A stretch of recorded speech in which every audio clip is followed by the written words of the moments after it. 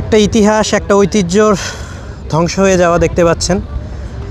আছি এই মুহূর্তে সুরভি 7 লঞ্চে, কিন্তু এই বহরেরই আরেকটা বিলাসবহুল এবং সর্বশেষ যে নৌযানটি সুরভি 9, সেই লঞ্চটিকে কিন্তু দেখতে পাচ্ছেন স্ক্র্যাপ করা হচ্ছে।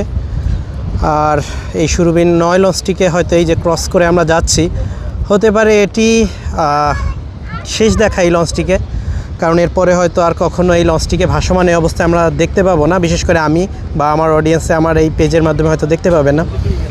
সামনের দিকটা, ফ্রন্টটা বিশেষ করে অলরেডি কিন্তু স্ক্র্যাপ করে ফেলা হয়েছে। সামনের দিকে লঞ্চের আকৃতি নেই। পেছনের দিকে আমরা দেখতে পাচ্ছি অনেক অংশ, ওই যে ট্যাক্সিনের অংশ, পেছনের অংশ কিন্তু খুলে ফেলা হয়েছে। তো বলা যায় বরিশালবাসীর আবেগ, বরিশালের ভালোবাসা, বরিশালের মানুষের শেষের পর্যায়ে, শেষের দিকে রয়েছে কিন্তু এই মুহূর্তে। তো এই যে সুরভি 9-এর বর্তমান পরিস্থিতি। আর সামনের অংশ কিন্তু ওই যে অলরেডি কেটে ফেলা হয়েছে, কিছুই নেই। বিশেষ করে ফ্রন্টের অংশটা, নিচের আলনির অংশটা।